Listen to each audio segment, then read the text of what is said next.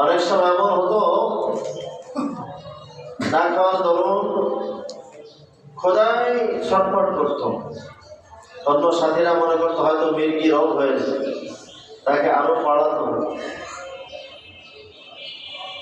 কিন্তু আসলে রোগের জন্য না, খোদার যন্ত্রণায় ছটফট করছে। এরপরও রাসূলের রওজা থেকে, রাসূলের সান্নিধ্য থেকে দূরে যেতেন না। না জানি কখন পয়গম্বর কোন হাদিস বলবে, আমি মাহরুম হয়ে যাব। তো এই রাসূলের কাছে থাকতেন অধিকাংশ সময়। মাঝে মধ্যে বাসায় যেতে দেরি হতো, তখন মা বেধর্মিত ছেলেকে প্রহার করতো, মারতো।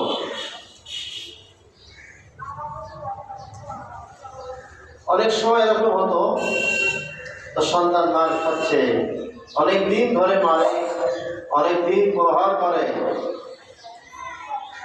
একদিন পয়গম্বরের কাছে নালিশ করছে।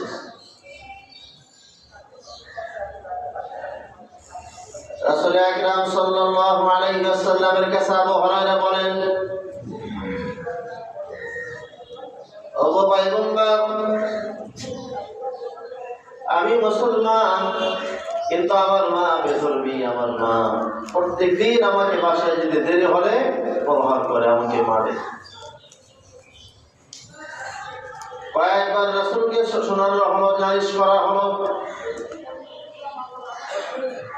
পয়গম্বর একবার বললেন, তুমি কি তোমার মায়ের বিরুদ্ধে আমার কাছে নালিশ করো নাকি? মায়ের বিরুদ্ধে আমার কাছে কি তুমি নালিশ করতেছো, সালিশ করতেছো? আবু হুরায়রা বলেন, পয়গম্বর না, আমি আপনার কাছে পেশ করলাম যাতে করে আপনি আমার মায়ের জন্য দোয়া করবেন, যেন মা দিন গ্রহণ করতে পারে, মা যেন মুসলমান হয়ে যায়। লম্বা কথা। পয়গম্বর আলাইহিস সালাম শোনা মাত্রই দুই হাত উঠায় আবু হুরায়রার মার জন্য দোয়া করলেন। আর যখন উঠালেন, সাথে সাথে আবু হুরায়রা দৌড়াতে শুরু করছে, দৌড়াচ্ছে।